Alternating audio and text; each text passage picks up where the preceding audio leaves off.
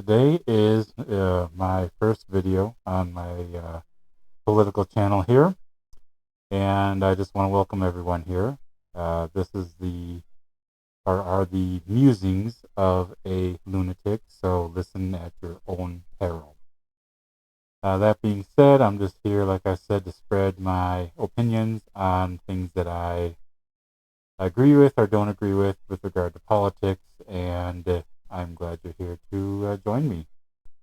That being said, I'll go ahead and get started here. I do use a teleprompter just so my thoughts can be put together in somewhat of a reasonable, coherent way. Otherwise, it'd be complete ramblings of a lunatic instead of just put together thoughts of a lunatic. So we'll go ahead and get started here. My first video here is with regard to President Trump's inauguration. And we'll go ahead and get started here. So, my inauguration video here is about President Trump's inauguration. And I feel good. We made it, ladies and gentlemen. And there you go.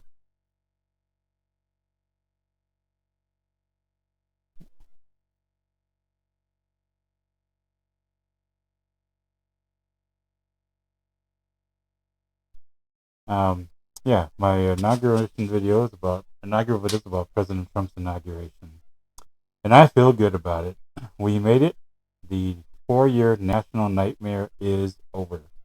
Donald J. Trump is president, and we are off to an excellent start with all of the executive orders. Executive orders like putting troops at the border, declaring the cartels as terrorists, and but we'll talk more about that a little bit later here. I do want to point out that the scum-sucking low-life liberals in the media are treating this like a somber event, due to like it's a funeral or something of that nature. This is a great celebration, but you can tell they're biased by the way they are treating it. If that cackling lunatic had won, they would have been smiling ear to ear and celebrating like you wouldn't believe. And I'm so tired of these scum-sucking lowlifes in the media. I hope the media gets utterly and totally destroyed in the next 4 years because they need to go the way of the dodo bird. Now we also need to address a few things here. Number one being the fact that there have been reports that demented pedophile, allegedly, Joe Biden, is a sad widow panda. He said that he was kicked out and didn't get a chance to run. You know what? I don't care. I don't give a crap about that idiot. He's a scumbag. And I don't care that he's mad or sad or anything. He's a evil criminal. The things that he has done to this nation over the last 4 years is awful. It's treasonous. Never mind the crimes that he committed while he was vice president. Things like classified documents in his garage. Only the president has full and unmitigated access and declassification powers. Extortion, blackmailing the PM of Ukraine to fire the prosecutor that was investigating his criminal son. Bribery, documents showing that money flowed into bank accounts of the Biden crime family and a percentage was given to the big guy. But these last-second stunts of protecting criminals like Dr. Death Fauci, who has caused millions of deaths with his illegal gain-of-function research, and then lying about it under oath in Congress. Steve Bannon went to prison for far less than that, and that piece of trash, Dr. Death Fauci, is still walking free. That treasonous criminal Liz Cheney, she destroyed documents related to the January 6th show trial. I'm sure her scum-sucking dad had something to do with that.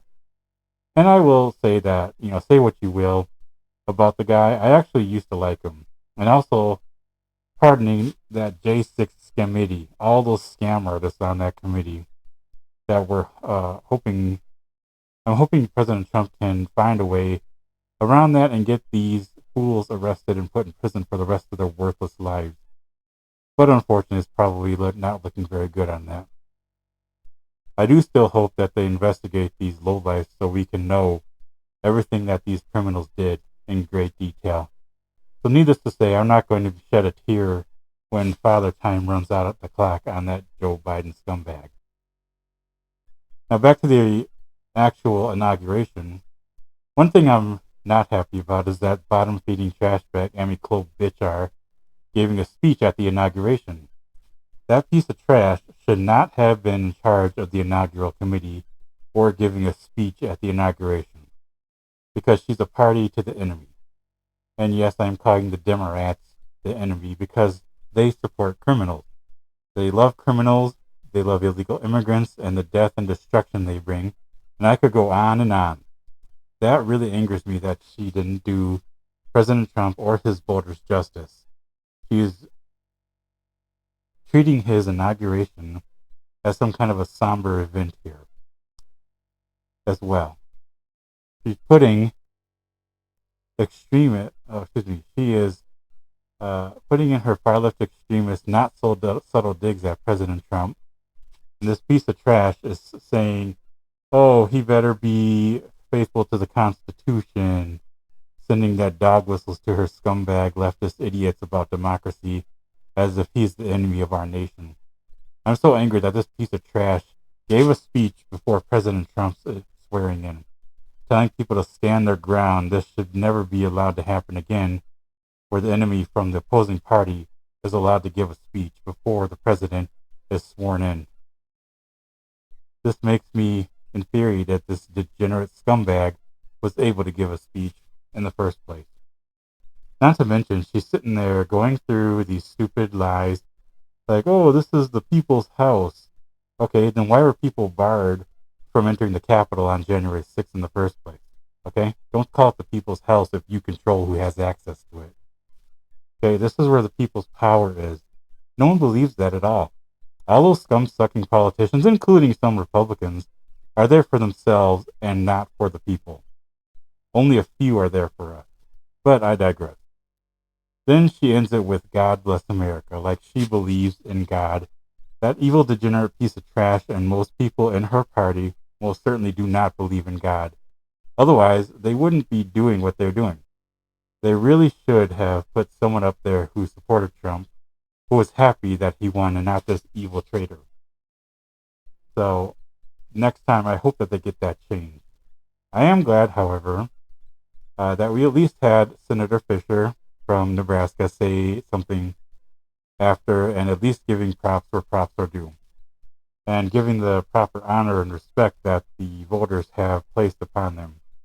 Now, unfortunately, I don't know too much about her, but I am glad that she was able to give a speech for the people who voted for Trump and for Trump in a positive manner. Now, with regard to the speeches by the Cardinal and Pastor, Cardinal Timothy Dolan made a respectful prayer, and Franklin Graham gave a great prayer for our nation and for our president. And you know what's funny is he actually really does look like his father the older that he gets. But I am glad that they were able to make nice prayers for the nation and for President Trump. And finally, of course, we have that idiot John Roberts screwing up another inauguration.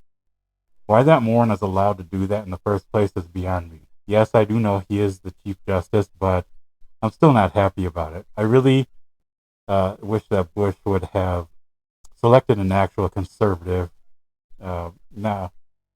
President Trump didn't get to hold his hand on the Bibles while doing his oath, which was really a wholly unorganized situation, whoever got that set up. Now, I did say that I would discuss the executive orders signed on the day of inauguration. It appears as though he signed 26 executive orders on his first day back to back. I'm not going to go over every single one of them, but I am going to go ahead and highlight some of the ones that I think are good.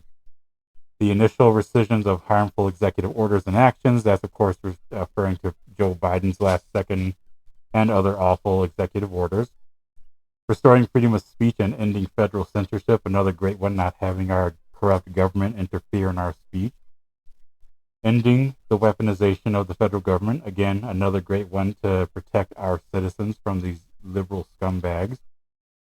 Putting America first in international environmental agreements, great one.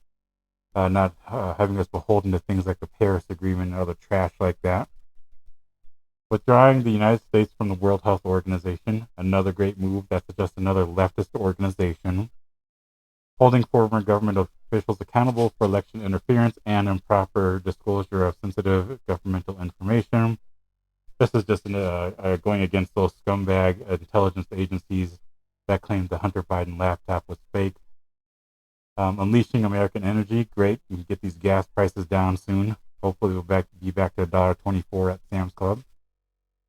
And securing our borders, of course, great. The one big promise that he made, so he's doing a great job on that right now. Restoring the death penalty and protecting public safety. Ending radical and wasteful governmental DEI programs and preferencing, great way to get rid of racism. And designating the cartels and other organizations as foreign terrorist organizations and specifically designated global terrorists. This is really great. Hopefully we can end the cartels because Mexico seems unwilling or unable to do it themselves. Now, like I said, there were 26 signed on Inauguration Day, but I wanted to go over some of the more important ones today. If anyone is interested, I will make a video to go over all of them in a little more detail. That is the end of this video here. I really do appreciate your viewership. Again, this is my first video, so just realize that it's pretty rough, and I appreciate your time.